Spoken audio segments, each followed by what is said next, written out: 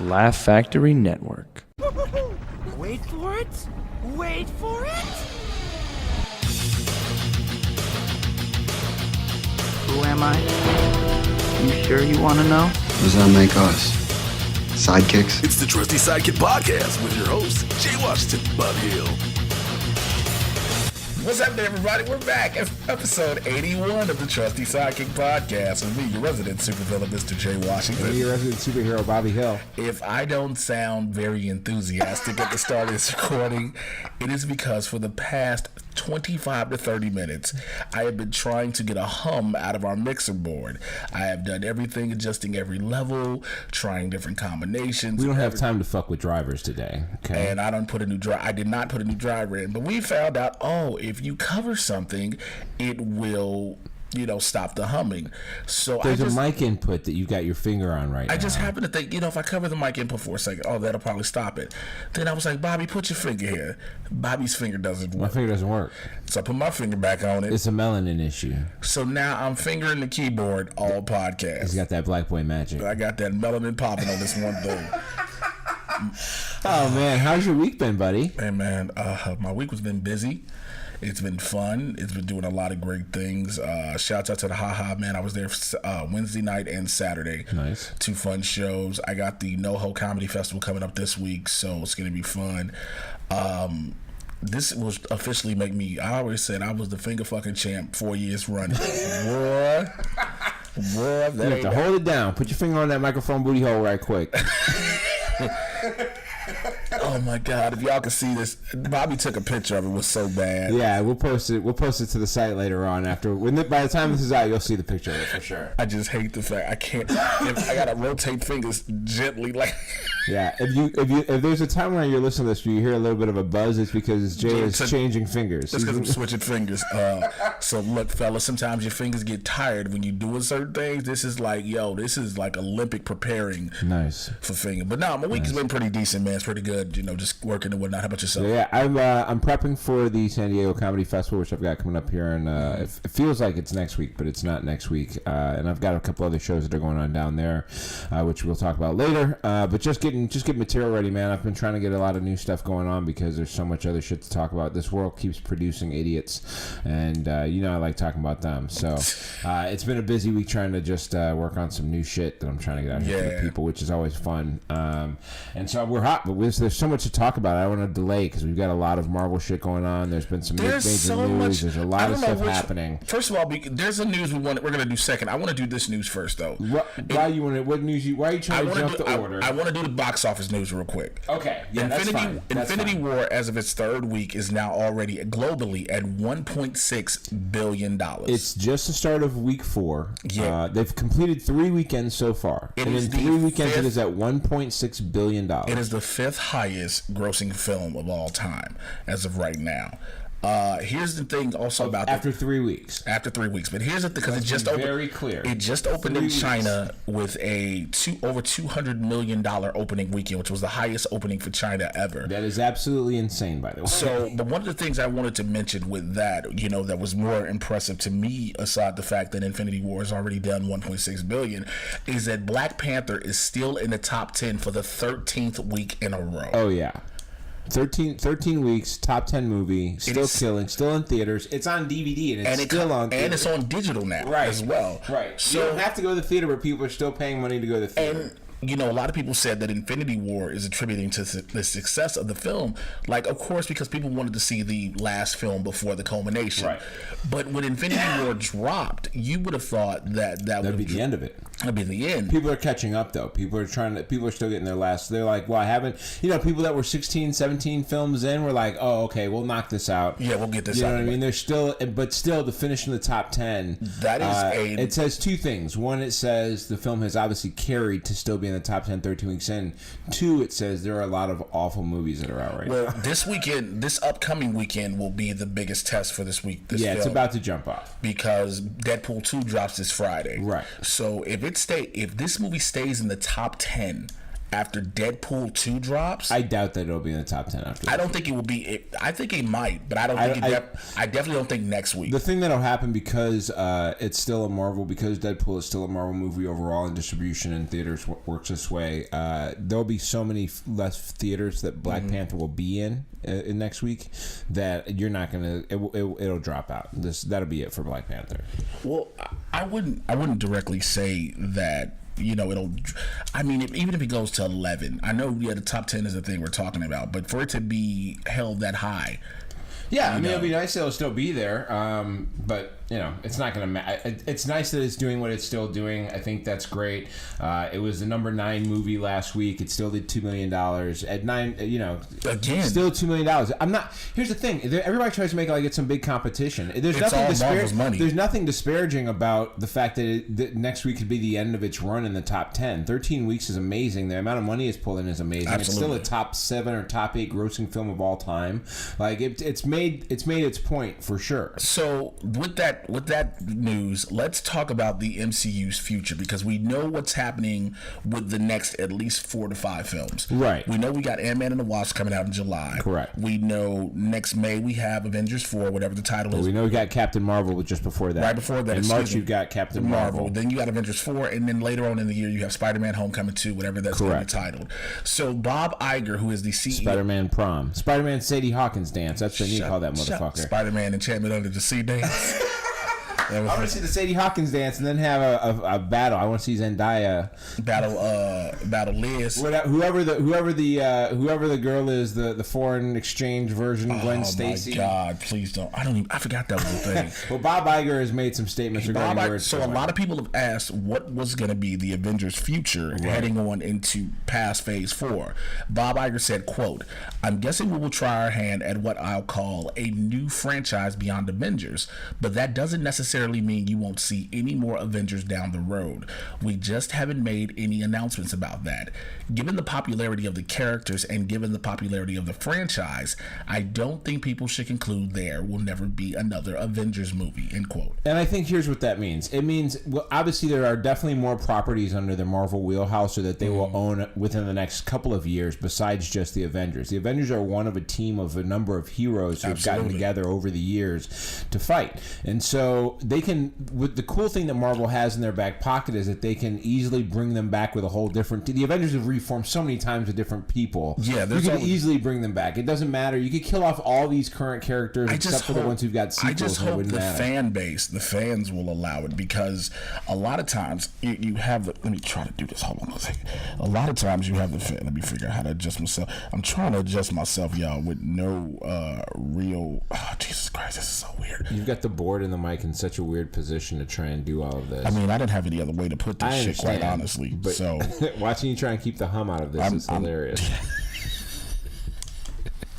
So, but yeah, you can't. I just don't. What I was about to say. I just hope that the comic book fans, the fans of the film, better yet, will accept their favorites dying or leaving the Avengers. But that's, I mean, these comics have been around for 80 years, 90 years. Some of them, the characters have changed. There's been new people who've been introduced. There's been new elements all the time. Characters die, they come back. And the fact that we're dealing with live action means that there'll be some characters that go away that you won't want to see redone. You know what I mean?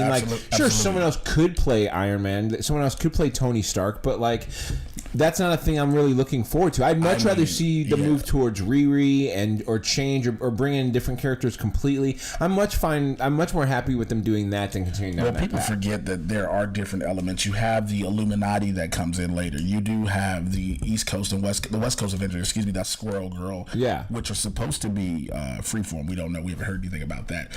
But given we've talked about a lot of the upcoming dates in the slate that hasn't been fully announced. They're plotting for the next 10 years. Yeah, which is 3 more phases. They had 3 phases in this 10 years, so I would assume that 10 years is another 3 phases of movies, which is a lot of fucking movies, by the way. Here's the thing behind that.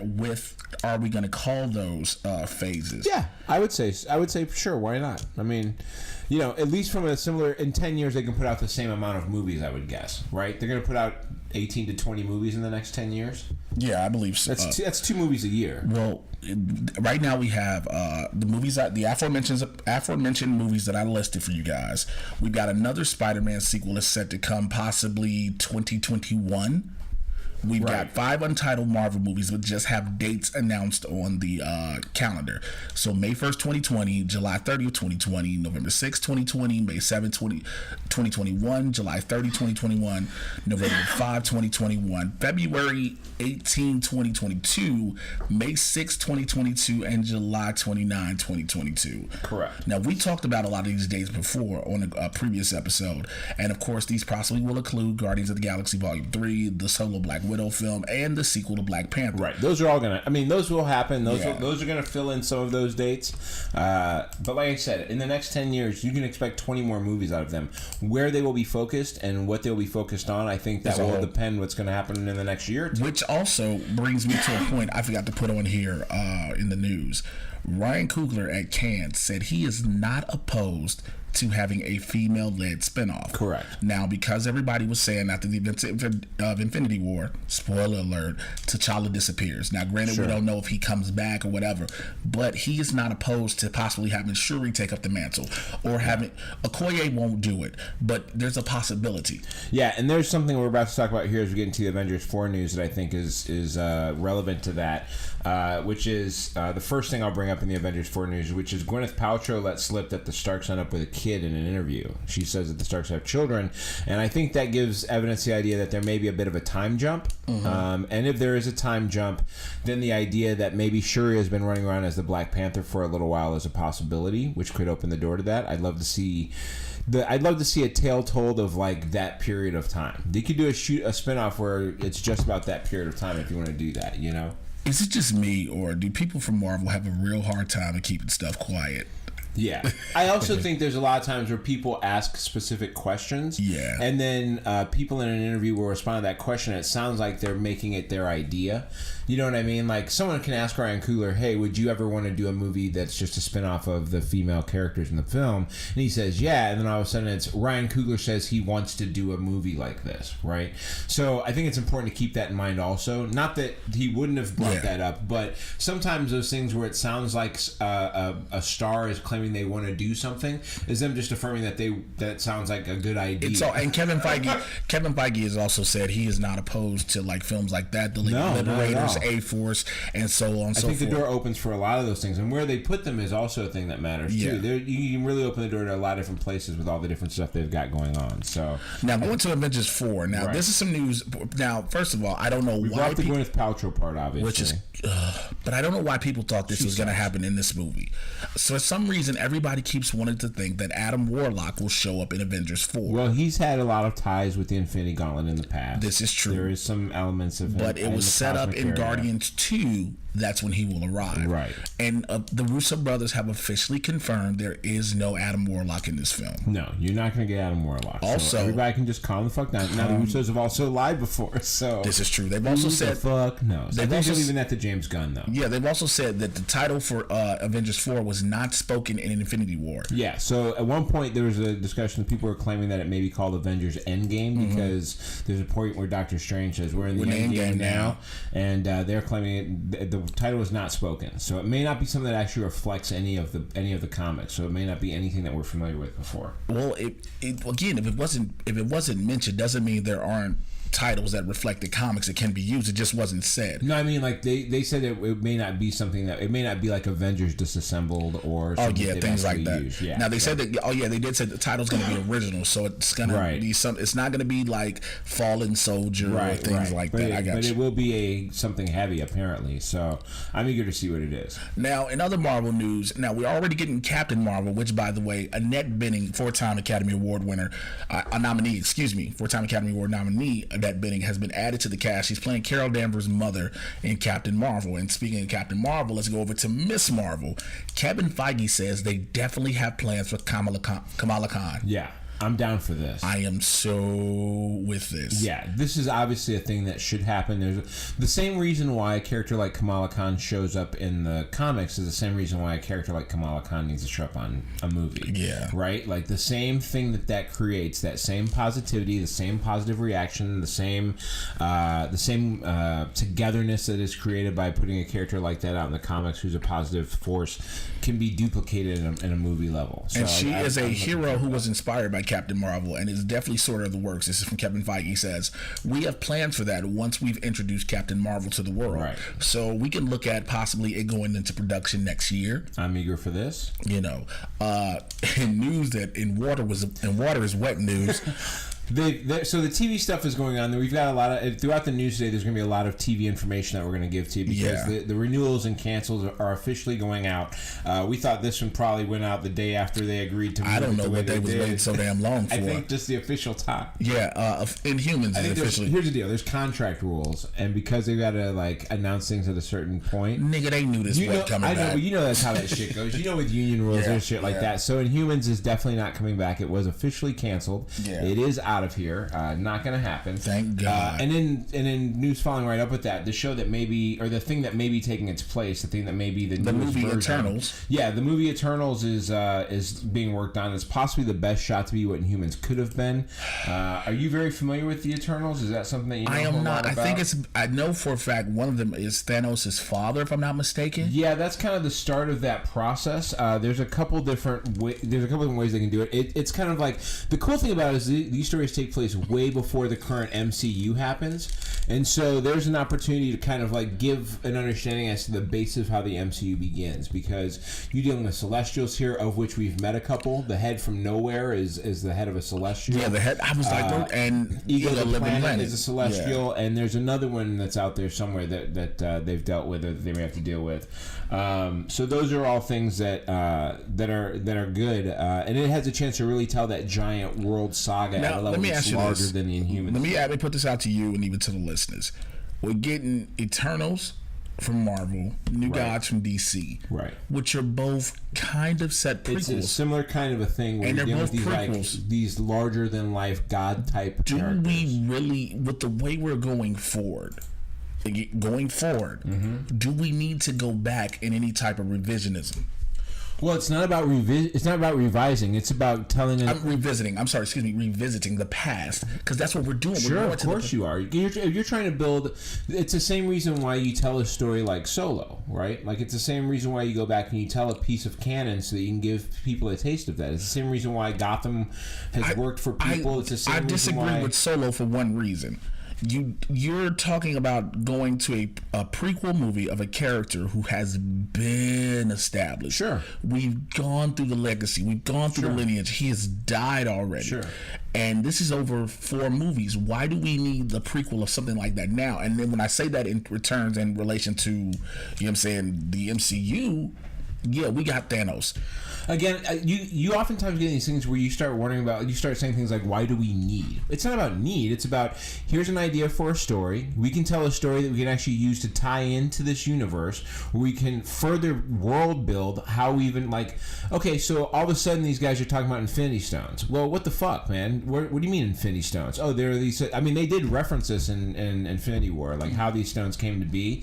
So, like, now you've planted a seed in viewers' minds that there is a story as to how these stones come out to be. Well, if somebody can tell an inventive enough way to kind of break down the story that becomes the seed of how the very movies that we became huge fans of works, and they can make it fit so that it doesn't destroy the timeline that we've already known to exist, I'm all for seeing how you can do that. Yeah, if you can put together a good story and show me how that works, and show me these incredible, like the people the characters that would be in this movie, the powers that they have are amazing. I think that'd be a great thing to watch. I'm sorry, guys, for the hum. I had to take my hand off. My shit was cramping real quick. Yeah, it's always a matter of can you pull it off, right? It's always a matter of can you pull it off. If you can make me believe that what I'm watching is a thing that really looks like it could have taken place before the universe that I became a fan of existed and set those things in motion, I'm down to see the people that were the reason why a Tony Stark exists, or why a Thanos becomes mad. Give me that basis. Sure. I think for me, it's always, you brought this up when we were talking about Infinity War, whereas you feel like there's no stakes. And I'm just going to use that line because if something like that in the past, we know there's no major stakes because we know what the hero or the star of the film is going to become. But when you're dealing with the Eternals, there's not really a singular star. There's races of people. So you may know what the outcome is supposed to be, but how do we get to where we're going? What are the things what's the drama that builds up there? What can we build into the importance of each of these stones to get created so we see the value in them? So when someone goes on a quest like Thanos does, like, then you understand the madness even more, right? You understand why it's such a quest for him to find those if you build some into his backstory. You create a history that drives him. So then when you go back and you watch Infinity War, it all ends up working together. And I think that's a chance. If you can do it right, I got you. If you fail and it doesn't go well, you've got a problem. Now you made bullshit. But yeah, I mean, I'm with you with it. I get where you're coming from. So yeah, let's just look. And here's the other thing too. It's a different genre for Marvel to go down, dealing with people who are all godly when everybody's got powers. This is true. That's for one, it's a nod to the fact that you can do CGI into everything now. It doesn't even matter. Now everybody can have powers. Nobody gives a fuck. Everybody's got powers in every movie. Doesn't you know what I mean? So and it also gives a chance to tell a story of gods, which Marvel hasn't had a chance to really do so far. Very true. Now, speaking of which, gods or dragons, I don't know. I'm trying to. I have this season 2 is about shit. Let's just. I mean, everybody boasts about their show when they're done filming it, and he's come out and Finn Jones has come out and said that it's going to be something you've never seen before. Hopefully, that means good. That's my main hope. Entertaining for 13 episodes. That would be great. I still am on board with you that they should cut them to 10. I agree with that. I definitely do because we get too many filler episodes. But I feel like that even with some TV shows. Yeah. So speaking of which, the Marvel television universe, Punisher, Corbin Burnson and Annette O'Toole have joined the cast of season 2 as Anderson and Eliza Schultz. They're going to be playing a wealthy couple who is conniving and used to getting their way. That sounds right up Corbin Burnson's alley, by the way. Corbin Burnson is made to be that guy. Yeah. He's made to be, and Annette O'Toole will fit in that role perfectly. So obviously, Punisher. They're not going to be friends with the Punisher. I'm saying no, she's a mouse. She was a mouseketeer, fam. She was fam. Hold on.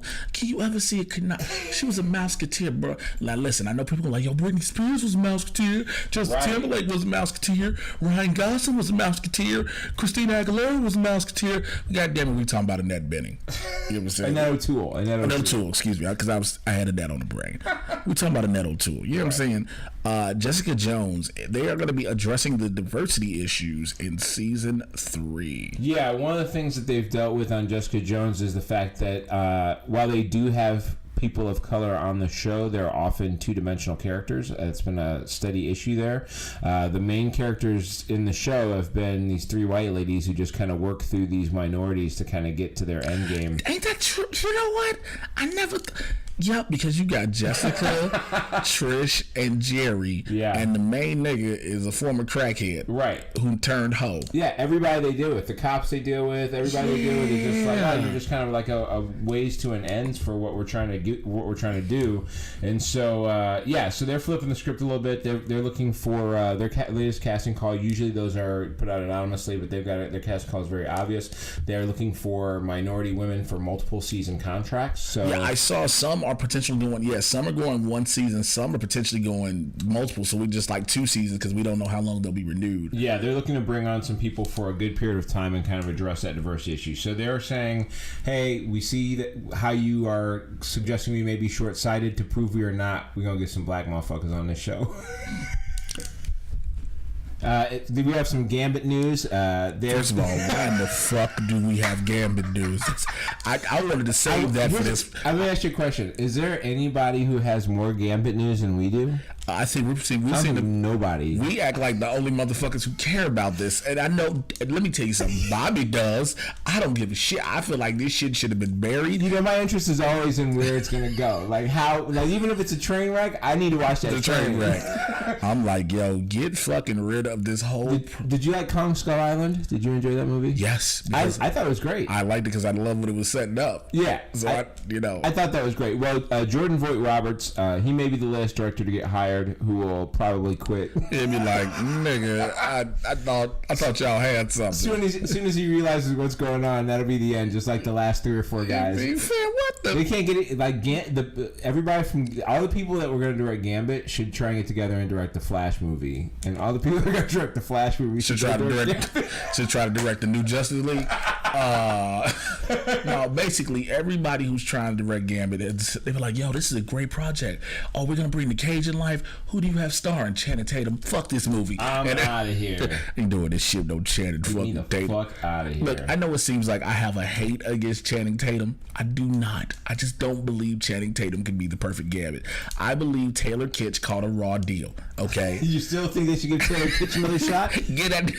Taylor Kitsch can't carry a pail of water. You don't want him to carry a movie. Hey, man. I wouldn't have that man carry my bags. And for to tell y'all okay. So for to give y'all some behind the scenes stuff. Taylor Kitsch has got some character actors. So we told you guys earlier about how I have to hold these in the metal outputs for the humming to stop, right? Well, I have my hand pressed over them like I'm getting my nails done at a beauty shop, first and foremost. And here was what you could use, by the way. What? You can use a touch up at the old salon, buddy. Just telling you. I have field slave hands. You do. You've been working real hard in the fields. I got those humbled in the fields. You've been in my shit was like 13 years a slave. But anyway, you get the nicest life with the worst hands. But they soft. They so soft. That's what happens when you drag them on the ground, huh? Did you just call me a gorilla? Neanderthal. It's called a caveman. Oh shit! So here's the problem. I'm sitting up straight trying to do this. But you do have a superpower. No, nigga. I tried to sit back in this chair, get comfortable. The shit started humming again. So now it's forcing me to have this. You gotta be on it. I have to be at a 90-degree angle, just sitting here as a conduit, motherfucker. In DC news. All right, so here's a lot of good DC news we got going on for y'all. We're gonna start with something a little sad though. Hey man, the best Lois Lane ever has passed away. Margot Kidder, who was Lois Lane in Superman the movie, all the way to Superman. Four Superman movies. She passed away at age 69. Yeah. She is arguably the best Lois Lane. That's a tough one. She really, I mean, she set the standard for a live action Lois Lane as far as I'm concerned. I haven't really seen anybody who's been really close to that level of performance. There's just the scene where she's interviewing him, which as you'll see is our cover photo for this week's episode. Oh shit, I didn't know that either. Yeah, the scene where she's interviewing him is easily one of the better. They're back and forth where she is. Do you eat? And he sits there eating in front of her. It's just a great thing. And she was a great actor. She was one of the first actors or one of the first people to really be open about the fact that she had bipolar disorder. Yes. Part of that came because of a couple issues that came up. She was in a terrible accident at one point, but she did a ton of work in advancing vision of that and people getting a chance to see that and knowing more about that illness. And so tough loss for people in the DC world and people in the comic and superhero fan world. Absolutely, overall. man. That's definitely a talent that will be missed. A wonderful person, amazing spirit. Rest in peace, Margot Kidder. In other DCE news, this is kind of weird. Peter Jackson, the director of the Lord of the Rings, which movies I have been watching, by the way, again. Oh yeah, because I got back in the Lord of the Rings. Yeah, stuff? Man, I've been watching that in Harry Potter. I got a Schmodown match. Oh, you got Schmodown stuff. I got an Inner Geekdom match coming out. Super trivia shit about those things, bro, right? Do you understand? It's almost always down to those movies. I've been sitting there watching Harry Potter movies diligently and going to play trivia quizzes online afterward. God. But because so many of the questions come from that stuff, right? Well, it comes from So the Inner Geekdom has Lord of the Rings, Harry. Now the Lord of the Rings also includes the horrible ass Hobbit trilogy. Oh, great. So Lord of the Rings, Harry Potter, Star Trek, Star Wars, MCU, Marvel, DCEU, DC films. Got it. And comic book movies in general, which a lot of people forget. There are a lot. There's a ton of them. Right. So, but Peter Jackson is possibly doing a DC movie. Yeah. Which one do you think he's doing? Oh man, I don't know where they would send him. It's not going to be the Flash. I know that. Sure, the fuck ain't the Flash. I don't know. He likes to do very like Earth. Nigga, what if they gave Peter? What if they gave him Lobo? What if they gave him Cyborg? Ooh, I don't think that's gonna happen. You don't think an old white man could tell a metallic black Zealand dude is gonna? Oh yeah, you ain't forget no New Zealand. I don't think it's gonna happen. I don't think that's the movie for him. It's probably not gonna be his deal. I know what they're gonna give him. Crypto the dog. No, they ain't gonna let him do that. That's not gonna be that movie. That's not gonna be for you. Look, man, I know I was adamantly against the goddamn dog on Supergirl. That's not for you, dog. I could see them doing a revival of the Green Lantern with him. I can't see him doing Lobo because I don't see him doing. Well, never mind. He did Meet the Feebles. If you've never seen Meet the Feebles, it is on YouTube. Yeah. Who knows? Maybe they'll let him take his pick. Well, the Green Lantern Corps movie. The director of Mission Impossible is set to be doing that. There may be a separate Green Lantern movie though that he may get. Are you serious? I would be okay with that. Of course you fucking would. I just want to see Peter Jackson do something in DC. They'll probably give him his pick. He'll take something crazy. I mean, Spielberg just picked up Black Hawk, which nobody knows what the fuck that is. Very true. So, and Spike Lee is doing Night Hawk or something. The Spawn ripoff. The Spawn ripoff. So there are obscure characters within the DC universe that are potential for there. Speaking of DC films, and they had to hurry to wrap the shit up with this one. Shazam is now wrapped. Shazam. Let me tell you something. Sham is wrapped. Because listen, after Zachary Levi put all of his foot in his mouth. Oh, there you gotta get this over with. Here's the thing. I love Captain Marvel. I love the original Shazam. I'm hoping this is good. But this, I feel the way about this the way that I think you feel when a new X-Men movie is coming out. Yep. Is that pretty close? Hell yeah. Hell yes. It is about what it feels like, right? Yes, like, is this an X-Men movie? This is Lord. Apocalypse. This Shazam is my Apocalypse. Nigga. My Apocalypse was like, my experience with Apocalypse was like, I hate all you bitches involved. Shazam is definitely my Apocalypse. But again, if you don't know what we're talking about when I said Zachary Levi put all of his foot in his mouth, there was a discussion a couple of weeks ago that happened on Twitter. I forgot what brought it up, but Zachary Levi was saying he wanted to be the person to lead a discussion about sexism and racism in the country.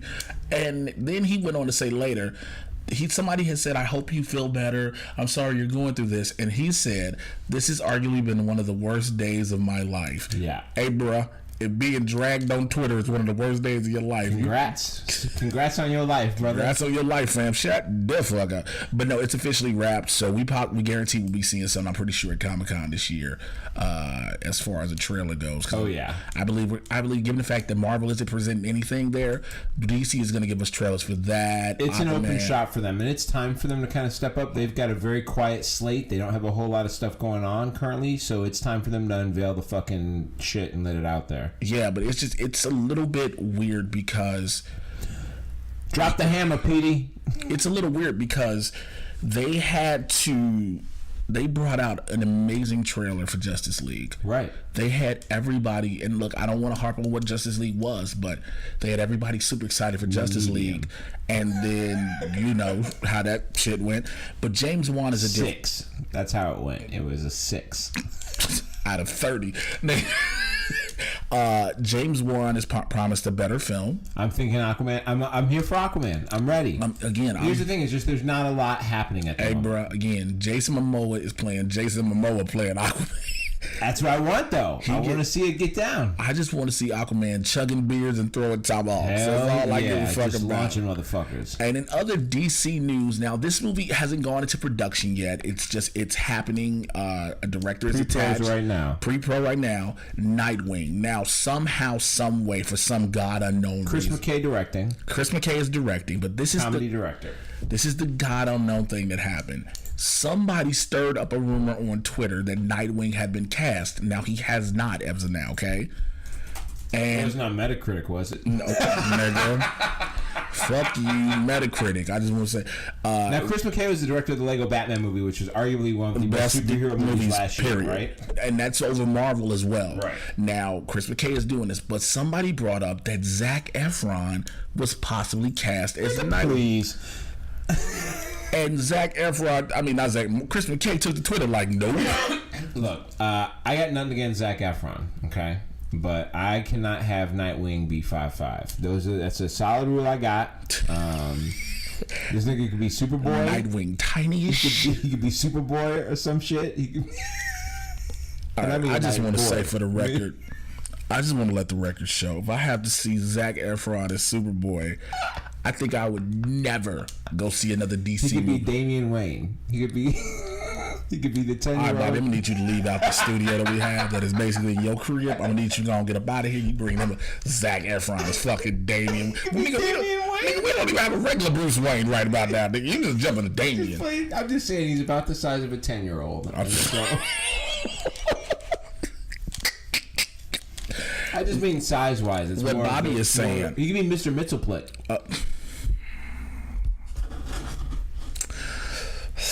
See.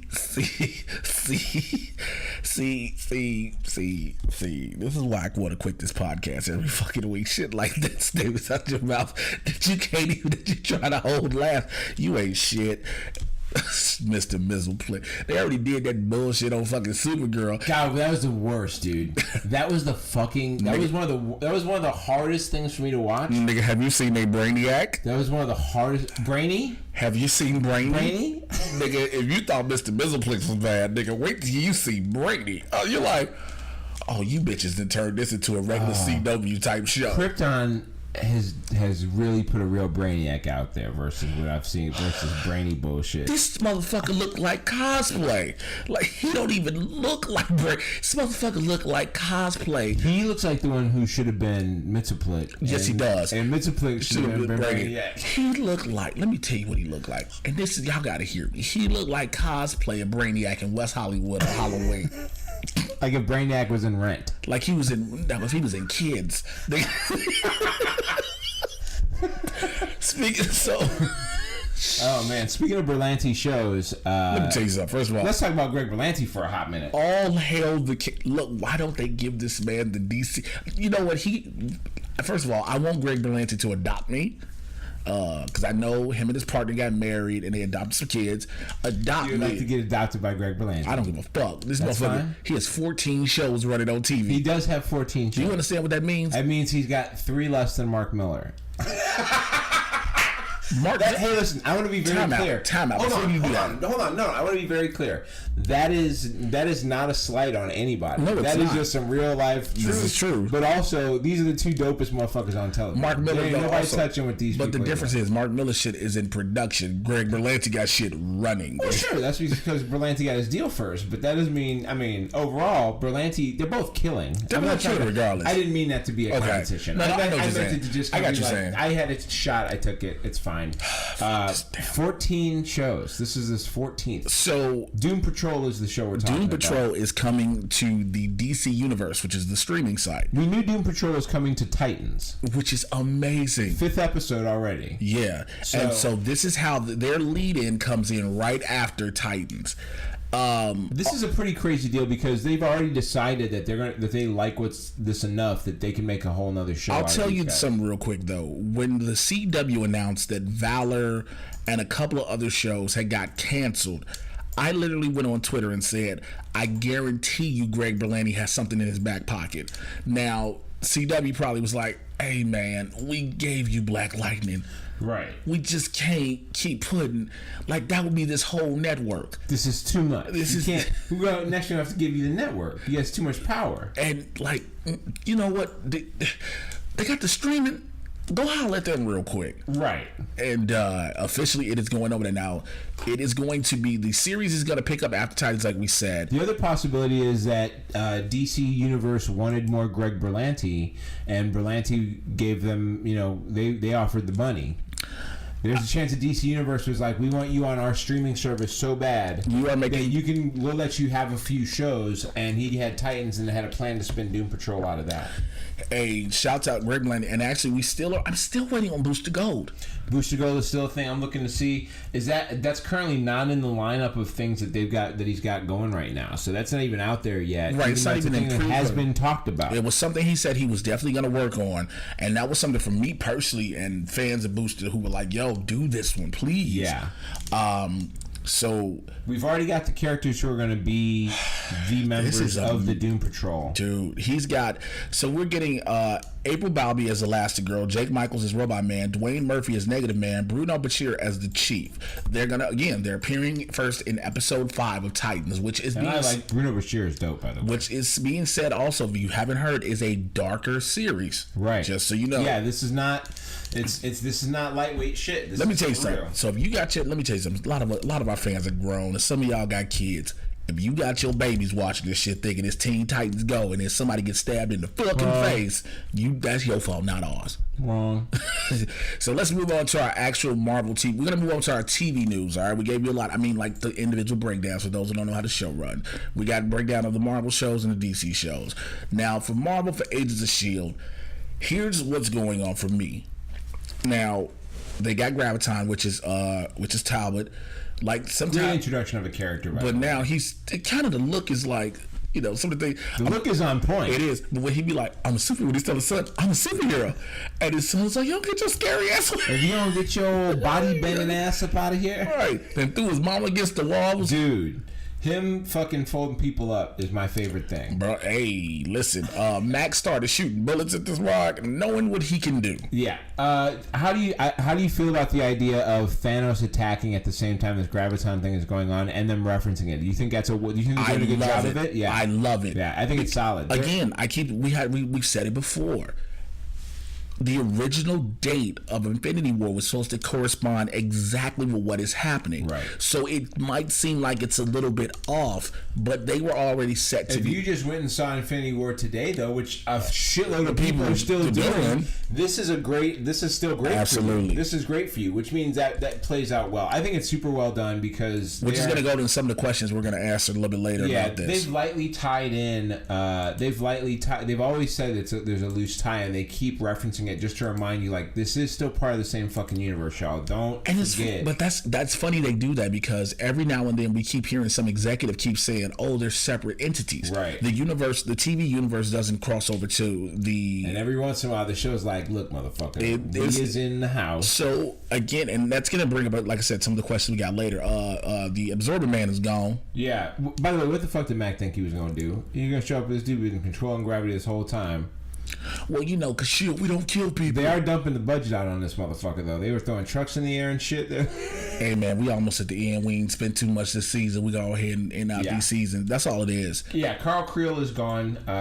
He got absorbed. Yeah. They swallowed this nigga up.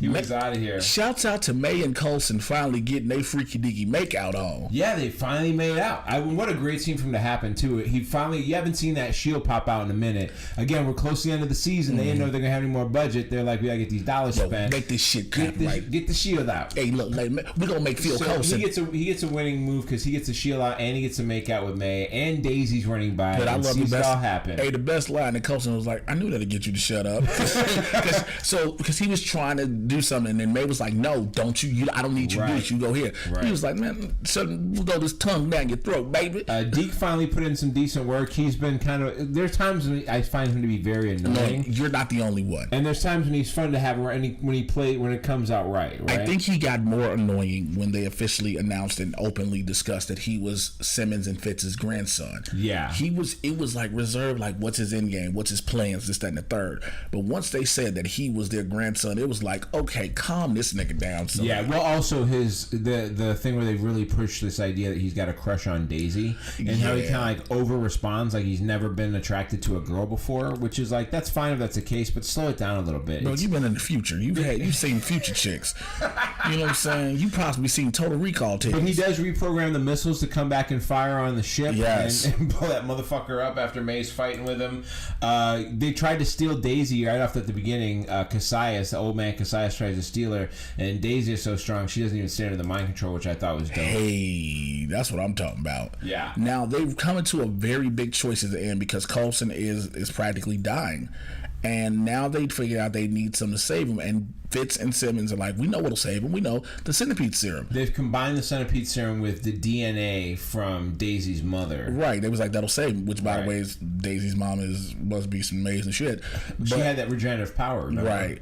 And then they were like, well, that'll save him. And Daisy was like, how do I bring it to y'all? We gonna need that centipede serum. She was like, ain't no more. Yeah. A cool side point of this. Well, first of all, I think this puts him in an interesting bind, right? Like, will they just the question of will they or will they not destroy the time loop is a very big deal here, because that determines whether the Earth is going to explode or not. Now they're getting a new season, so I'm not sure if they've already how this is going to impact that. You're supposed to know how to go into it, but you didn't go into it right. We're supposed to say we didn't know what was going to happen, but we got some news about that. They got another season. Well, it's too late. So fuck it up on the. Well, let's back it up and we'll try it again. Nigga, no, we won't. Yeah, let's back it up and try it again. Yeah, while I hold this goddamn metal piece. Let's back it up. It's going to take 1 minute. So yeah, I think they're in a crazy choice right now where they've got to decide whether they're going to like destroy the time loop or can they destroy the time loop, which I think is very, very interesting. One other note before we get into news, Carl Creel, the Observing Man, actually died twice this week. He died on the show and also in a short-run series, the Black Bolt series comic book. He actually died in the comic book at the same time. Oh, you thought that the man for real died?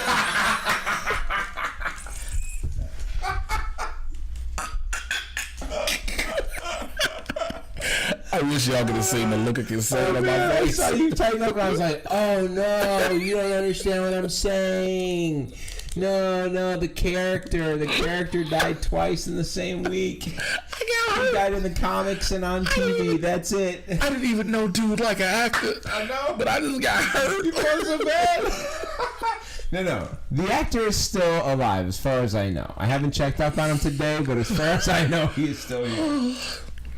I'm pretty sure that the actor who plays Carl Creel is still alive. But yeah, so that happened. Also, the news, like Bobby said earlier, it's official. It just was announced today. People have not known about the future of certain series, but it is official. Agents of S.H.I.E.L.D. has been renewed for its 6th season. 6 seasons. Brian Patrick Wade, by the way, the actor who plays. I'll check in on him later today. We don't know if this is their final season because something else, it applies to something else we'll talk about a little bit later on. Not a tying show, but kind of the same thing. It's renewed. This is final season. We'll get to it later. Yeah, it's very. I'm happy to see it come back. There was a lot of talk after the last season that Disney had to force ABC to put on for this season. I feel like maybe some people showed up and watched the show this year, which helped push some numbers up. And it did. I think the season was good. It started off. I remember you struggled with this season at the beginning, and what you've gotten out of it is exactly what it needed to do. So. Yeah, it's hit. But now it's also going to be a shorter season as well. 13 episodes. So I think this might be it. I think that's it. Yeah, I think they're going to close. They needed this. Let us get this last season. Yep. Let's close it all up. Let's close this whole thing up and get to where we're going. Yeah, because we don't want to do them like the Wayans brothers, where they never got a final show. Or like what's going to happen to Lucifer, which they got 3 seasons and they ended on a cliffhanger because they thought they wouldn't get canceled if they did it, and Fox was still like, oh, bye-bye. See you niggas, bye-bye. But here's the beautiful thing about Lucifer. We'll talk about that in a minute because Lucifer still has options. Yes. It has options. Not a show we cover, but it has options. Well, because it is a DC show. It is and that's why I was saying it, because we technically should, but let me tell you something. There's no cape. There's no mask. It's not happening. Okay. Legion. Now, I missed this week's episode. I'm not gonna lie to you. It is a crazy episode. I can carry this episode. What more is crazy besides everything else that happens already? Every episode is crazy. I understand that. They step away from the actual story to run through this path because there's a point where the Shadow King tells David that reality is up to you, and so this episode literally goes through the whole thing, showing how David's life could have been different if he had done different things. It's literally the fractured version of David. Now, in the comic book, the character David is someone who has different personalities going on. He's got DID, which is different than schizophrenia that they portray on here. And the DID, each character, each identity that he has a different power. And so this is an interesting look where you see him living out different versions of his life. And so if he's really the chooser of his reality, the one where he goes to Clockworks may have been the best outcome for him. Okay. Because they show him succeeding and failing society-wise, but never happy in any version of him that there is. In every version, there's drama and sadness and horror that befalls him. So, and this is all you see a reconnection because I think people got disconnected from his sister because she hasn't been on a whole lot. And then last week you see this whole episode where they tie together that the body of Lenny is Amy's body that's been sacrificed. They pick that when they pull that piece of skin. Yeah, I remember that. Yeah, they transmogrify Amy Amy into Lenny. So Lenny's being gets turned into that body. So this episode really shows, because Amy is a major part of this episode. Okay. In the different versions. And there's a version where he becomes the richest man in the world. There's a version where he's a bum on the street. There's a version where he's a meth addict. There's a version where there's where he's just working a dead-end job. There's a version where there's all these different things that are versions of him in this that are all crossing each other's paths at the same time. And Amy is with him and throughout all these, and there's versions where she's dying. There's versions where, it's a lot of different crazy stuff. But I think it was necessary to show how important it was, because it still comes back to him being at that end scene with Lenny when he's realizing who she is. And so it's all those memories and all those versions of reality where he's trying to figure out if there's anything better than this reality he has. And it still ends up with him walking back into Clockworks that day, which is if you're wondering whether Noah Hawley is a dude who should direct some mind-bending shit, that's the motherfucker right there. Man, I like I said, I haven't caught up. I didn't catch him on that episode, but I've been watching that whole thing. Dan Stevens should just take that episode and send it out when he wants work, and just being like, "This is what the fuck I do." Well, he plays 6 or 7 versions of the same guy, and it's imperceptible. It could have easily been 7 guys. Well, Dan Stevens is a beast, so let's say that. Now we're gonna go over to the DC TV shows. All right. Yep. Supergirl. Now I took a deep breath and a sigh because. They are on that shit. There's always a version in any Berlanti series about anything that deals with special abilities where there has to at least be one episode where they are on some special plane of existence that is not consciousness, where multiple people are awake and alert at some level that is not conscious. So basically what he's saying is Lena realized that Rain is trapped within Samantha's subconscious, and when she brings her out, they switch places. And of course, there's a machine that can get everybody right into the subconscious. And of course, there's a fucking machine on the Legion ship that can just easily. Because of course, Brainy knows how to build shit like Brainy that. can just build it up. You gotta get to the subconscious machine. Yo, I'm waiting till I meet somebody that names their daughter Emra. I'm just waiting on it so I can hate you for the rest of my life. Speaking of things that you may hate for the rest of your life, how do you feel about James and Lena? First of all, you lame ass, sensitive, non-vagina whip bum. So quick to tell this girl, I'm guardian, by the way. She was gonna fuck you anyway, dog. She was fucking you regardless. You didn't need to get points. I just wanted to tell you I'm guardian. Let me just let you know, that dude be wearing that shitty costume, that's me. You know the dude with the garbage can helmet? That's me, fam. I love you. That's me. And it was like, he didn't even say I love you behind no shit like that. He looked like if superheroes started a union and went on strike, he'd be the nigga that could break through the scab line. He looked like what was the first prototype for Shaq's outfit in steel? Aluminum. A siding, not even real aluminum siding. Here's the thing: I do like the fact that it gives these two something to do that is not being in the way all the time. Well, clearly James ain't working. They ain't shit for Guardian to do. Well, and obviously James, nobody gives a fuck about this newspaper no more. Cat Grant is off running the country and shit. The newspaper done gone to the shithole. Ain't nobody reporting on no business nowhere. There's never a staff meeting anymore. Where does Kara live? Experiments. Kara just got this fine ass apartment and got no job. She paid no rent. Nobody. I hate people do that. We never see. I want to see Alex go to the bank and deposit out some money. I want to see somebody get a check and be like, "God damn, they didn't cut too many motherfucking taxes." I want to see John Johns get his check and be like, "These Earthlings keep taking out taxes." I gotta change my dependence on this motherfucker. Father, you're being claimed as a dependent. You are now my child. We're rewriting. Now you got Carl Lumley telling himself, "You don't take care of me. I'm a grown man." Yeah, it does give them something to do. At least I guess that's happening. I think there's a major step here in regards to when you see everybody suit up, including Lena, including everybody. You've got something that's actually tasteful for once. Yeah, I know you're looking at me like I'm crazy. It's not and let me say this. It's not because of the tastefulness, because I get where we're trying to move forward from the revealing. You don't go fight people with fucking tits hanging out. Right? That just doesn't seem like it makes sense. Just like you don't go if fight. If we go fight somebody, put your tits away. We gotta go fight. Just like He-Man don't fight nobody in a half crop top and some drawers. Why you wearing that BDSM vest, nigga? We gotta go to war. Put on a real suit of armor, dog.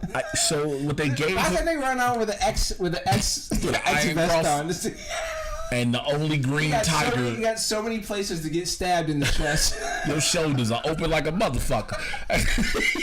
That's poor battle armor decisions, man. And then he riding around with the only green tiger in Eternia. Right. Like, ain't nobody know that Cringer is fucking Battle Cat. Speaking of not knowing, how the fuck does Lena not know that Kara is Supergirl? Y'all been together every Your single... sister in the DO.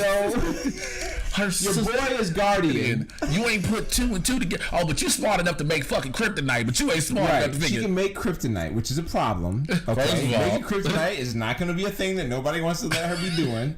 But you know, James gonna be like, you know what, Lena got good use to it, because then she gonna put it on him. Yes. But again, how do you not know that?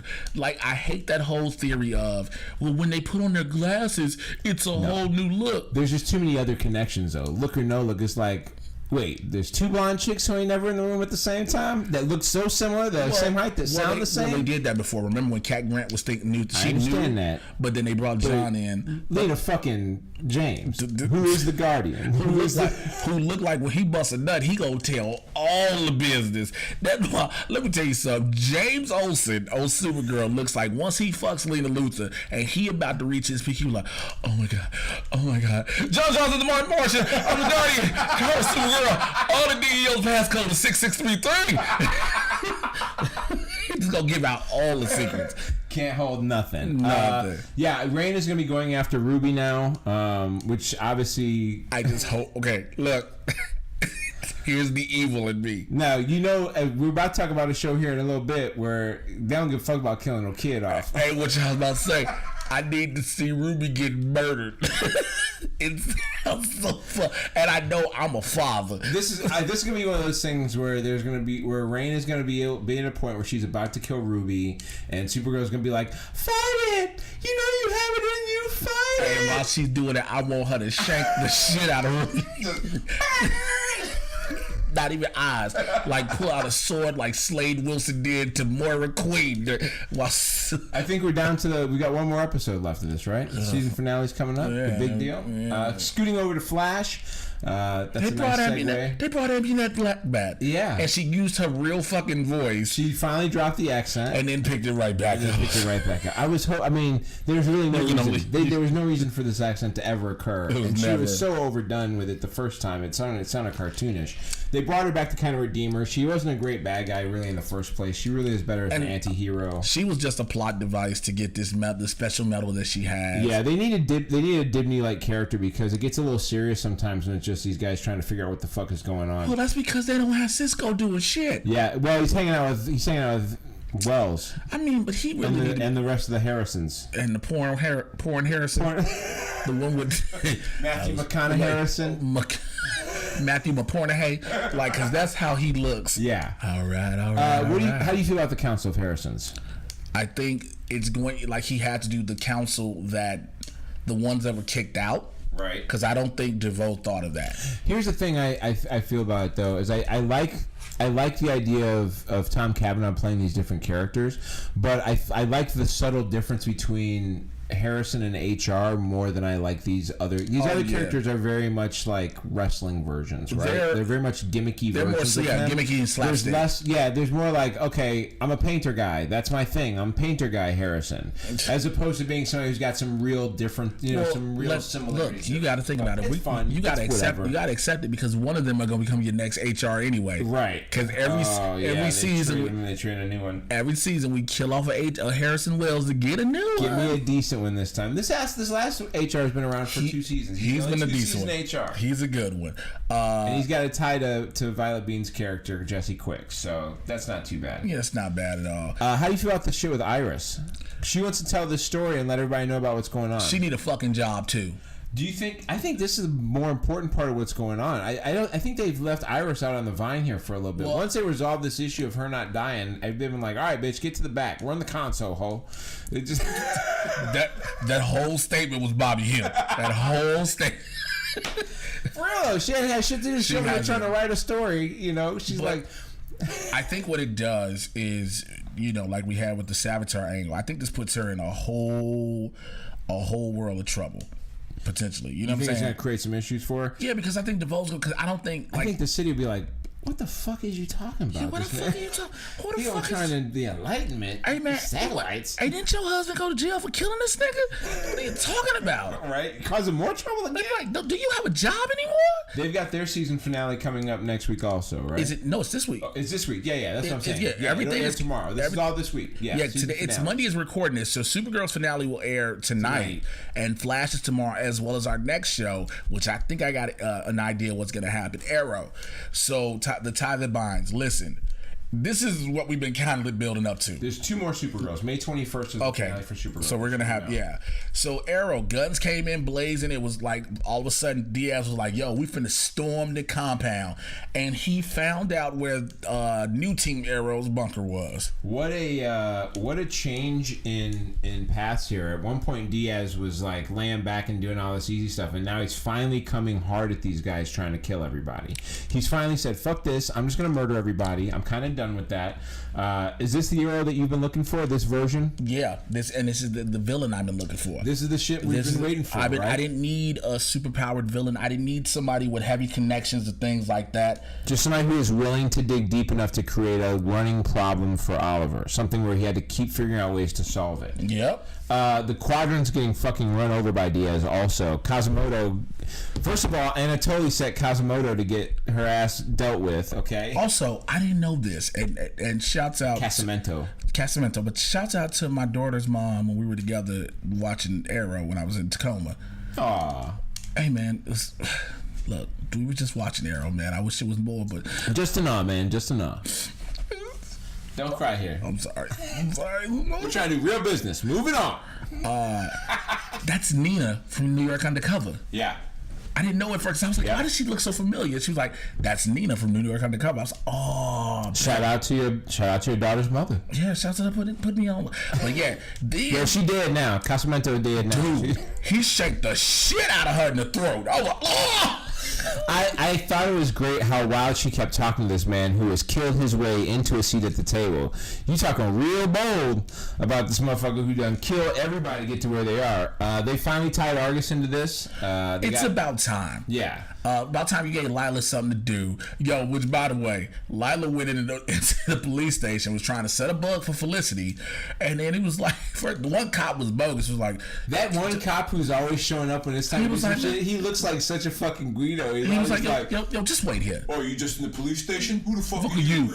Okay, cool. And then he goes, you wait here for a minute. Then he goes to Diaz, hey, it's an August bitch out here. Like, yo. Hey, yo, this bitch from August out here, she says she want to see some reports. She want to see you too, nigga. And also, how about how Lila, when everything was going down, she was like, fuck this, I'm just murdering motherfuckers. Black. I thought the scenes with her and Diggle and they're working together was really good. So that really reminded me of Mr. and Mrs. Smith when there was a lot of that going on. Because when she was like, honey. And how about dumbass Felicity not staying her ass in the car? Okay, again, I know it's going to sound like I've advocated for death this entire episode. Are you looking for Felicity or not? I wish she'd have got shot in the neck. Again, just lit up again, right? Because she would have deserved it. Because that's why Oliver looked at it like, yo, I fucking told you. Right? So now we're in a place where Diaz's plan is kind of backfiring on him. He's had everything going his way, and he's finally on the downswing here because the team has finally started to work together. They've kind of given up all that go. How do you feel about that situation? Because this whole season has been Diaz slowly tearing them apart, and now it's bringing them back together. Because he went too far. He went too far. I think it's gonna. But again, he's been signed. Kirk Acevedo has been signed on for next season. Yep. So the Ricardo Diaz storyline doesn't end. It doesn't have to end yet. And it leads us to the very end of the episode. Yeah. Which now I think I know how everything ends. Yeah. By the way, everyone knows who Oliver is now. Yeah, but I'm gonna tell you what I think happens. Samantha Watson. So if you didn't remember at the end of the episode, he goes to Samantha Watson and asks for help, and she hits him with the whole "say the words," which is so great. There's no question. There's no confusion. There's no like. Hey man, you want me to help you? Hey, say them words. You know what the fuck. I ain't gonna tell you that you know what. Because if I tell you, because legally, if she tells him. That's coercion legally. I am the Green Arrow. Samantha Watson is working for Diaz. Yeah. Because I guarantee, because he thinks that everybody is, that's just Star City. Right. And I believe Samantha Watson is working for Diaz. Yep. Once he admits it, it's Grant. She's already had evidence. She's gonna put him away. She's gonna put him away because that's how he goes to jail in season 7. Because season 7 is Escape from Supermax. Yep. Which, first of all, when Oliver Queen escapes from prison in season 7, because if you don't know, that's where they're going. That is what's happening. He's going because there have been. The only question is how many episodes will he be in that prison? 1.5. Right. You know they don't like to keep these motherfuckers locked up anywhere for long. There have been set photos that have been released that is from the season finale that show Oliver being taken away in handcuffs in the exact same outfit that he has on at the end of this episode. Yep. So unless they're gonna they swerve everybody, but which I doubt it. They're gonna lock him. That's what you getting. He getting locked. He gets locked the fuck up, and she's working for Diaz, and she records him saying that because she's always said, "I've had proof." Her investigation never closed. Him openly admitted. Yep, that's all that it's needed. It's a confession. Yep, and so that's where this is gonna go. But also, Quentin Lance is getting murdered. He's gonna be out. I really admire. I know you want Renee to be gone. I just want him ain't leaving. I really want him shot in the face. I will say this. The title of this episode was The Ties That Bind. It's something I'm not sure if you're familiar with, this little piece of Arrow stat. The penultimate episode of every Arrow season so far, the title of the episode has also been the title of a Bruce Springsteen song. So when you're dealing with that, season 1 was Darkness on the Edge of Town. Season 2 was Streets of Fire. Season 3 was This Is Your Sword. Season 4 is Lost in the Flood. Season 5 is Missing, and This Is the Ties That Bind. Those are all Bruce Springsteen songs. Those are all the episode before the season finale of each season. So no real reason getting behind it. Mark Guggenheim has confirmed that is what's going on. That is the tradition. But just a little side piece of note. Congratulations to a 7th season that's going to be happening in Arrow. I think the Supermax storyline is the best way. If it's a last season, that's going to be the best way to kick it off. And this way, Oliver has no choice but to become just the vigilante Green Arrow, where he is on the run consistently. Exactly. But this way, also, we do the whole everyone knows you're the Green Arrow. There's no more secret behind it, because even in the comic books, the city knows he's the Green Arrow. Correct. And so, my issue is, like we were saying, they don't keep, even when Diggle went to prison, I think they kept him in for like 4 episodes the most. Yeah. I don't, because it's going to be a 23 episode season of full order. I don't want him in prison for 2 to 3 episodes, and now it's 20 episodes. Of him just trying to figure out how to get back to not having to run. And trying to catch Ricardo Diaz. Yeah, well, they can't do another 20 episodes of that. That can't take up the whole time. There's got to be something greater going on. You get what I'm saying? Yeah.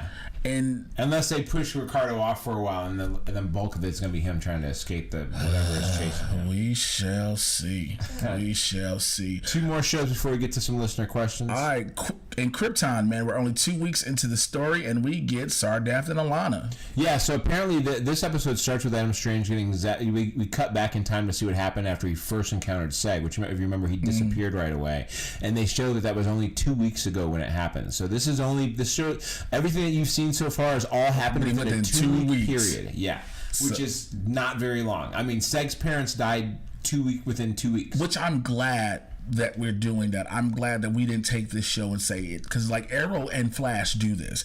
Arrow and Flash say week by week by week, so we're going in somewhat real time with them. Yeah. With Krypton, it's like, yo, you got less than 21 days to get this shit together. Right. Yeah, that's what's going on. So we do get Sardath. Alana was betrothed to Adam Savage at one point, or to Adam Strange at one point, and dumped on her and took off, and that's part of the issue. Sardath is the one who created the Zeta Beam that Adam Strange is now corrupted to be able to use for his own purposes. So we start to get an introduction to a few more characters now that we didn't have before.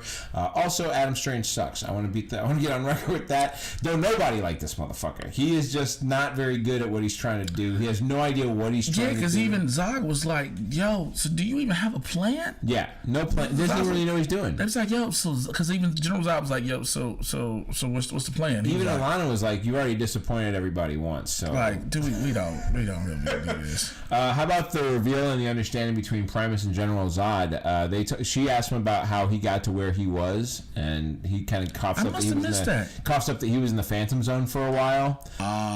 And she was like, I don't know if my grandson is really down for the cause here. He may be here to come fuck shit up. Yeah, because if you go to the Phantom Zone, right? Yeah, because if you go to the Phantom Zone, you had to be on some bullshit. Yeah, so she had to go tell Seg that was what was going on, which is interesting because just 2 weeks ago she shot Seg's parents, right? Like that. Yeah. So that's a lot. That's requesting a lot when you're. Which I think is going to lead to some interesting stuff. I'm not sure how I feel about that, whether I want Zod to really be in a mission to try and take over, or whether he's altruistic right now. I don't, you know what, I missed a lot of parts of this episode, I'll admit. It's just, there's so much, it's hard because this is Superman's grandfather. We know what needs to happen. We know why stuff starts to happen. But it doesn't necessarily have to happen. This show could go a completely different route. Look, this whole season has been predicated on one thing: stopping Brainiac, which will stop, because you have to stop Which Brainiac. Should be able to continue the process of leading us to Superman. Unless another thing comes to change what's going on with time. They could. Again, this would be 3 weeks. Hologram Val, shout out to him. He really is the one who shut down Dev when he had the red shard control, which I thought was cool that they introduced the red shard. The red shard is a famous thing from Krypton. Again, I lost interest, so I think it's great. I think the show is actually pretty solid. They captured Daron Vex, the guy who's been scheming the whole fucking time. Nyssa gave the order to let it happen, which I thought was really smooth. Yeah, I thought that was solid. They turned him over to Black Zero. There's obviously a history there we're going to see at some point. Don't you love that we always got to have that secret underground organization that's trying to stop some shit? Actually, that's one of the problems that I have with this episode is that Black Zero seems to be all about chaos and anarchy, and still at the end it's just somebody in charge. Now, they gave the character to a woman. I know that character was played by a guy. It's usually a guy in the comics. But the idea that you still get down to just being somebody in charge of a bunch of minions is not my favorite thing. Just sitting there trying to feed him like you Dennis Leary and fucking Demolition Man. Also, the ending of this, so they finally go after Rao. They boost his ass down the whole genetic chamber, which he's basically been sucking out the egg babies, essentially, right? That's what he's been stealing the energy source, because if you notice, the babies on Krypton aren't born the normal way. They're developed. So that's where he was. He's been in there feeding off of... So when they finally shot him and booted him down that well, he came back out of that motherfucker because he was like, this is just a Kryptonian body. This ain't shit for me. And he sends Ona out back to the people. I missed this, so let's move on to God. Hold on. No, this is important, nigga. Right, hold on. Do you know who Ona is on the show? The little kid? Yeah. Who's been following around Rao the whole time? They sent her back to the fucking group, and she blows the fuck up. Wait. They sent her back to like Adam and Seg and everybody else. They turned her into a suicide bomb? Rao turned her into a suicide bomb. All those letters and shit that she has on her head. Yeah. She walks back over and she's like repeating this, something about, we must be reborn. Through the fire we are reborn. And she's walking over and Kem is like, what the fuck is wrong with you, kid? And she's like, through the fire we are reborn. She started glowing like crazy. And at the last second, Adam Strange showed up with his Zeta Beam and made a shield. And she fucking exploded. The child on the show Krypton on Sci-Fi, the child that we've come to care for, the child of this lady who the lady was ripped through by Brainiac's sentry, right? Ripped through by a sentry, left this kid an orphan, and then Brainiac, as Rao, this person she's praying to as a deity, sent her off as an exploding bomb kid, a kid bomb. Honey, I blew up the kid. Kid bomb. The kid explode. The child.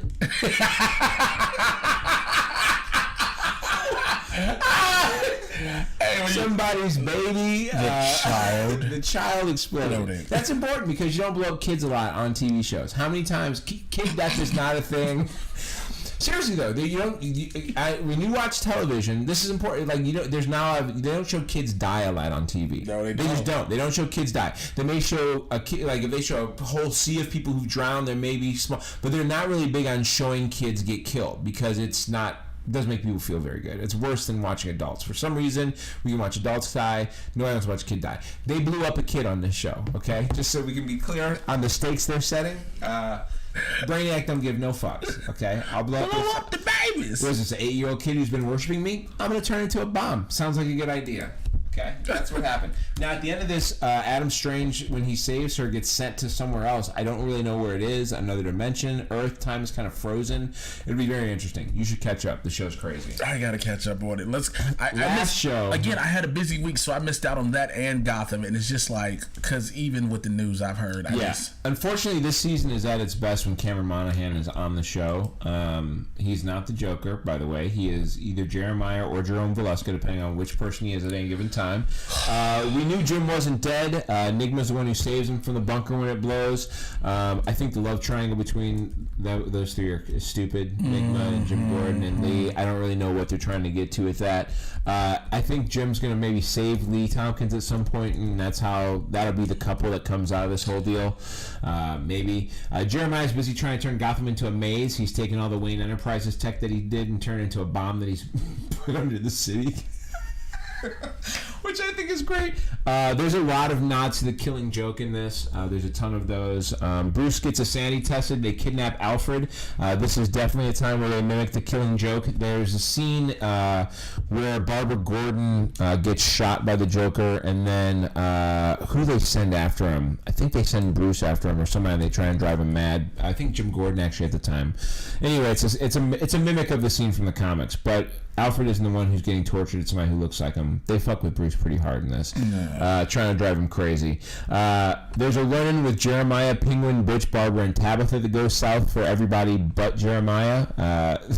They bring back Jeremiah's best henchman at one point, or one of the guys he was working with a bomb attached to him, which is a nice way to murder somebody. You get to see somebody else blow up, which is a lot of fun. And then when you're getting down to it, Jeremiah thinks he's beat after Bullock saves the day by getting the bomb shit all disconnected, and Ra's al Ghul shows up saying he wants to help Jeremiah, and then Jeremiah shows up at Bruce's mansion and shoots Selena in the goddamn stomach. I don't know why it just tickled me the way you said shoot Selena in the goddamn stomach. I think the episode is crazy. I gotta be honest. I've been a big Gotham supporter over the years. Yeah. I will give you some. You have been a Gotham stan. You have not been a supporter. You've been a stan. I've been a big Gotham fan. No, you've been a stan. You've been like a Beyonce stan. I will tell you this. The big news is that Gotham is getting another season. It will be back for its fifth. We mentioned this earlier. It's going to be a shorter and final season, but it will be back. I want to say something about this though. This has been one of my more disappointing seasons of Gotham. Of the fandom seasons I've had, I'm gonna. You think I'm a giant stan? I'm gonna tell you, I'm pretty disappointed right now. This has not been cohesive this year. Most seasons, at least, there's a method to what's going on. Right. Having to go through the Mad Hatter shit at the beginning of the season was a giant waste of time. It was a lot of shit that was just necessary. A lot of shit just wasn't cohesive. We had to get through all that shit with Falcone at the beginning of the season just to get to some shit that's not even really about that. Right. The Ra's al Ghul tie-in has been fine, but overall, this has been a real tough year.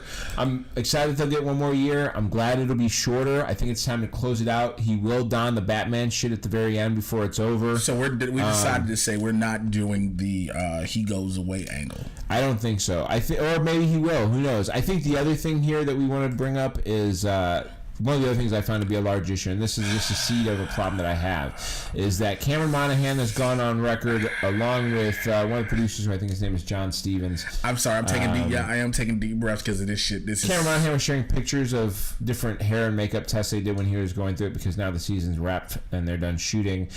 He made specific mention of the fact that they couldn't use green hair. And he cannot be called the Joker. They could not use the word the Joker at all, because there are so many other DC properties currently working on it, namely in the DCEU. That's the one they worried about, though. This was the one where they didn't want to have it happen. They felt the fracturing was too much at this level. This is the fucking one y'all worried about. Right. Let me just say this. As somebody... put my finger back on it. As somebody who is... I've stuck with this show for the sake of this podcast. That was the one thing you were worried about. You couldn't do DC because of all the other shit was okay. Here's my problem with it is I think that the issue with it is this: either they knew ahead of time that they were never going to get to use the Joker, right? And they decided, fuck it, we're going to do this thing where we lure the fans into thinking that we're going to use the Joker, even though we know ahead of time we will never be able to use the word the Joker, or really let you know that this is the Joker.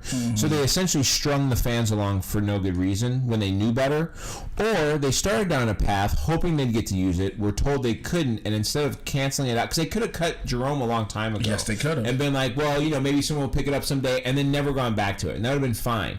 But they used it because they wanted to use a strong character to kind of close out this season, and so they've been using Cameron Monaghan, and I think it's unfair to him, honestly, as an actor. Yeah. And I think it's unfair to fans who feel like they were expecting a possibility of something, and it may have never. Well, again, it's because this show lacked in direction. This show did not know what it wanted to be.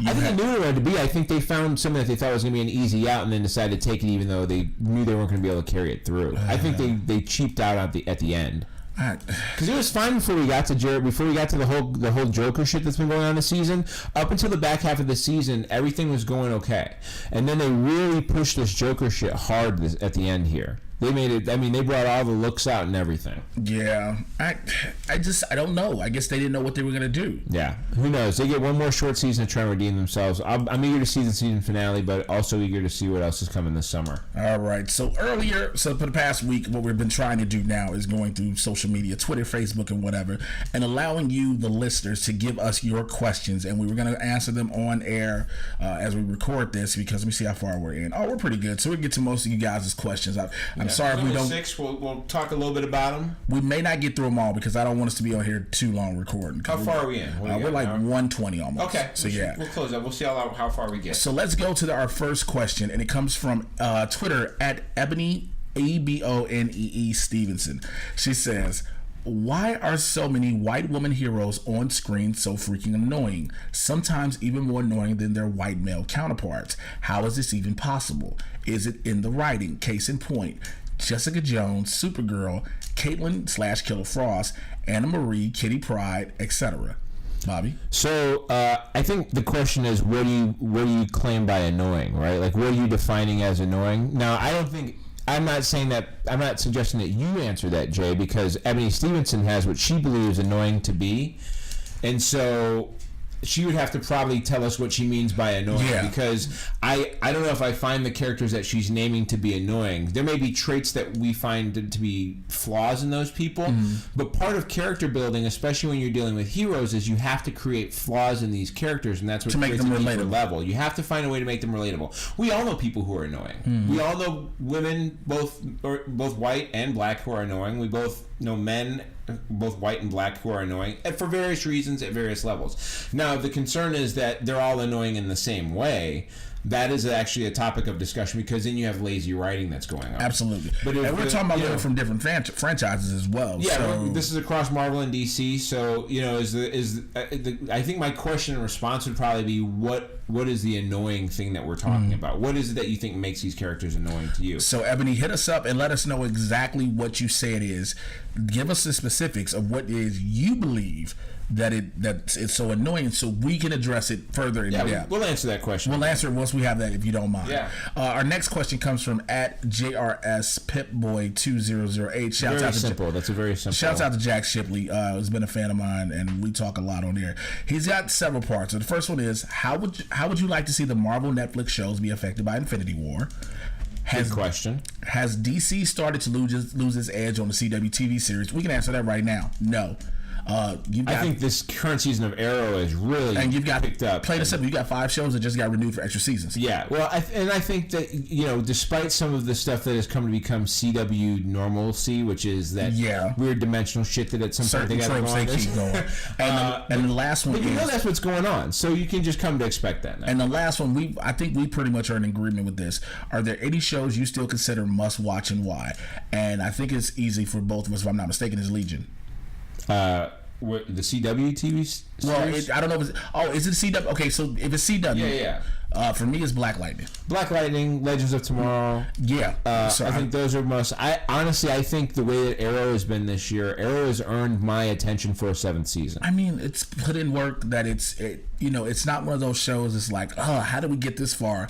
When you look at some of the earlier episodes, you kind of understand how you got there. There were struggles in Arrow, but I think the way they've been able to bring a lot of things back to light that happened in earlier seasons has made it worth sticking around for. And like I said, they've done really well with the second half of the 6th season, and they've really set it up for a 7th that could be worthwhile. Let's go back to the first question you had. How would you like to see the Marvel Netflix shows be affected by Infinity War? That is a very difficult question, given the fact that we've seen set photos, trailers when it comes to Luke Cage, that everything is going pretty much normal. Now, unless the ends of each season are when the effects of Infinity War kick in, which I think would be best, because I don't want these shows to start or go midway through, then Infinity War is happening, because then these aren't those shows anymore. Yeah, I think it's important to kind of put these shows in the context that because they're coming out right now doesn't mean that the events are taking place currently. That the events of season 1 happened, and then the events of season 2 kind of started after. Like when you look at a show like the Iron Fist season 1 ended with him getting to whatchamacallit, Kunlun. Getting to Kunlun and having be gone. So like season 2 should probably pick up right there. Well, and that was which means that's last year still. Let's go into like the for the music. Same thing with Luke Cage. For the movies, so I'll use the movies as an example, and that being Guardians 1 and Guardians 2. Right. They were in time, I think, 6 months apart. Right. If that. Correct. But they came out 2 years apart. So yeah, I think that's how they'll solve that problem or keep you from worrying about it, is that these current Netflix shows that are coming out, they're actually taking in the timeline of the MCU before Thanos is even getting here. Yeah, this is more recent. Yeah, because if we, like I said, you do exactly while this happening during Infinity War, it changes the themes of each show. Yeah, you can't do that. Those now, aren't the shows. What's cool is after Infinity War happens, any show that comes out in between then you can possibly work out. It just depends on the timing they want to work with. Yeah, it depends, and it depends on what they did. Again, if all this happened, again, we don't know, like we spoke with earlier about Krypton, how everything we're seeing in this show for the past 8 weeks almost has been basically a 2-week period. Yeah. So we don't know the timeline and the time frame of these shows. Correct. We're inclined to believe that they're supposed to be 13 weeks and blah, blah, blah. Sometimes it's only a week, it's 2 weeks or whatever. And because they really only reference the original Avengers movie, these things could have happened years before. I mean, this could be still 2015. This could be, this could be years ago. Which could explain a lot of things. If that be the case, if these following sequel seasons for all these shows are literally still right after the original incident, it would answer a lot of questions. It makes a lot of things seem a little bit more normal. Yes, it does. Now let's go to some of our Facebook questions. I posted on my pages. You can find me on there. About basically ask you a question. So Marquise Moore says, "Will the Titans TV show, will it be any good or just a low budget project?" I think it's gonna be good. They've already given 1 Berlanti, 2 Berlanti, 3 Berlanti. 1 little, 2 little, 3 Berlantis. I think the news today that we dropped about Doom Patrol getting a spin-off of its own goes to show that they believe in this show completely. So I think people saw a couple set pictures that were not finished, and DC did a bad job of that, and people now have a belief. But I don't think that's what you're going to get. I don't think CW is banking on this streaming platform. Yeah. They have put, DC is banking on this streaming platform. They have put a lot behind it. They have pushed it back for good reason, because they want it to be right when it is launched. They want the right projects on there to go. I do not think they will. They're kicking this off with Titans being their focal live action point, and then going Young Justice. Titans is a strong series for them. Right, and it's Young Justice and Harley Quinn. For this to be their live action kickoff show with the guy that's at the helm of the 5 Arrowverse shows we mentioned, I don't think this will be a bust. I mean, is there another DC team outside of the Justice League that is as valuable as the Titans are, probably as a franchise for them? Not really. Probably not, right? All right, Chauncey C. Woodson goes. Shouts out to the homie Chauncey. Says, "Do you think Superman will pop back on TV again, but this time interacting with the rest of the Arrowverse?" That is a damn good question. Thoughts? No. I don't think you will either. No, I think we're done with him. I think there's enough characters now in the Arrowverse that you don't have to rely on. Even Supergirl doesn't need to rely on anymore. So. Yeah, because we don't want. I mean, I hate to say it. We don't. Granted, we already opened that can of worms. Right. Like right now, she's dealing with the World Killers. Where the hell is Clark? Well, I think they're also working on putting together a sequel to Superman, and so I think they want to keep him away from any other mediums right now. Usually, when that's going on, they're like, "Get him the fuck out." No, I get that, but I'm just saying that you've already opened that can of worms that Right. it's established he is Sure. relevant in this Of universe. course. So I don't think we'll see him anymore. I don't. No. Torrance Troop, or is it Troop or Troupe?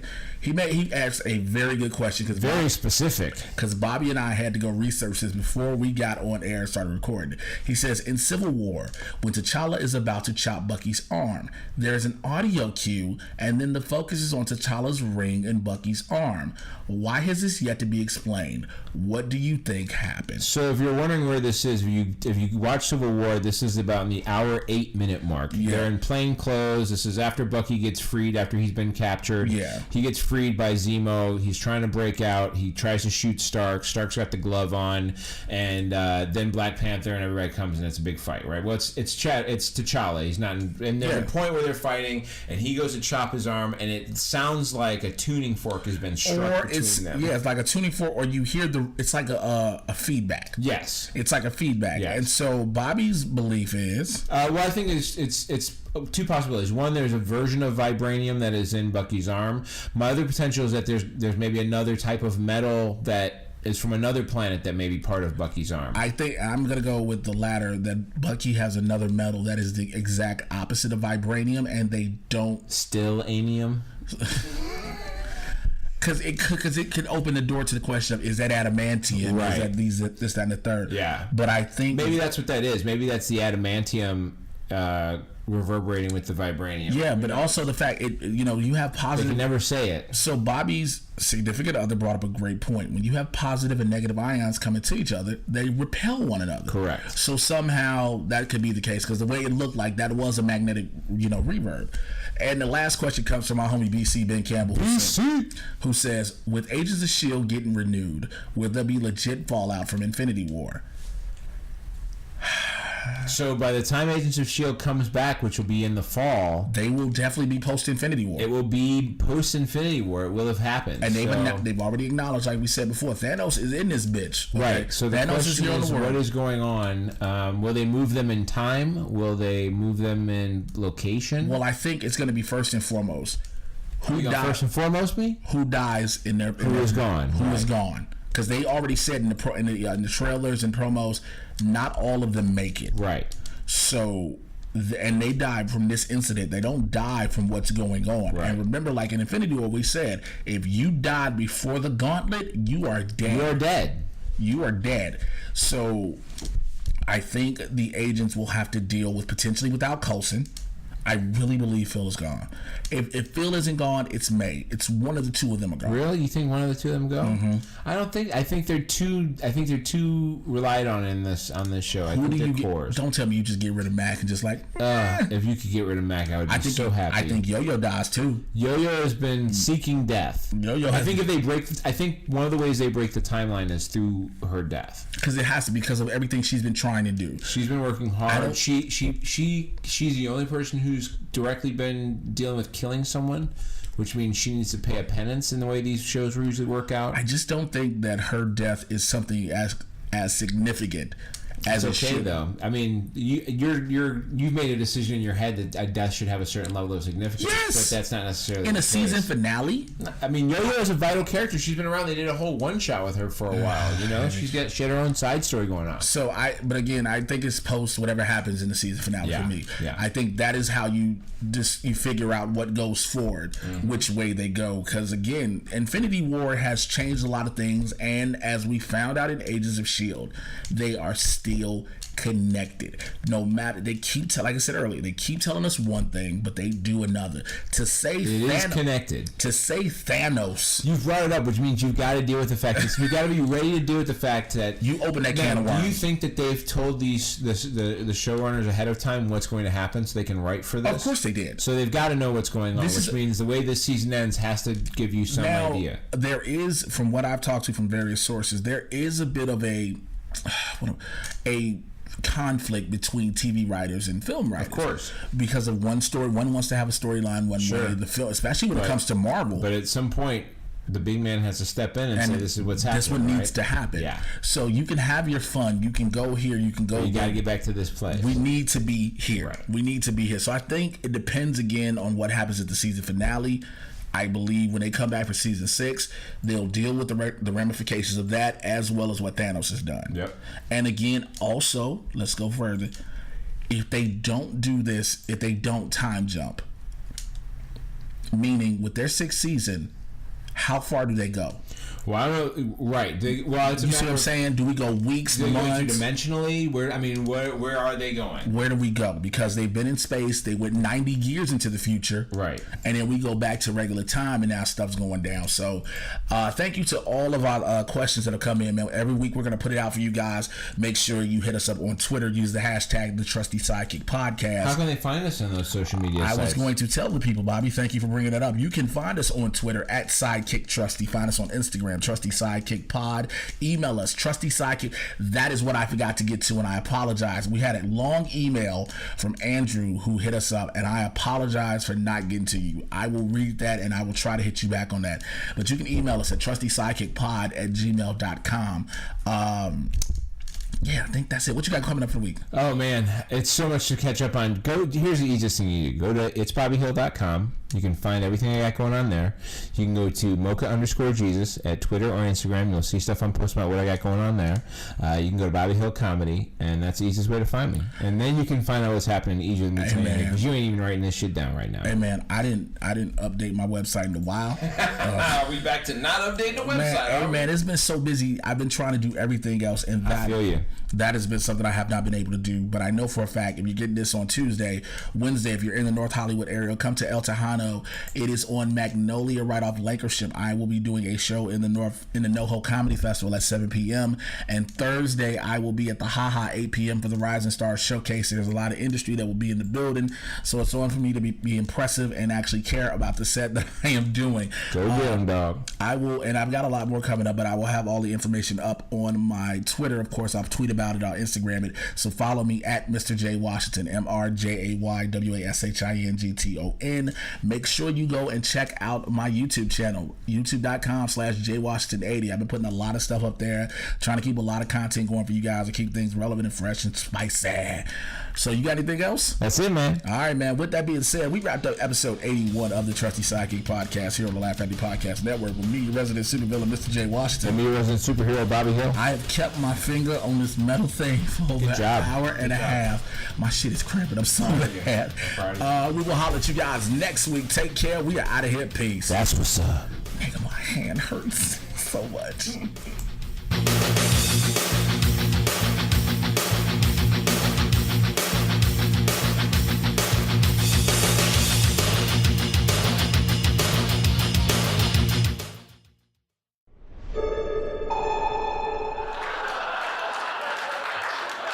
Laugh Factory Network.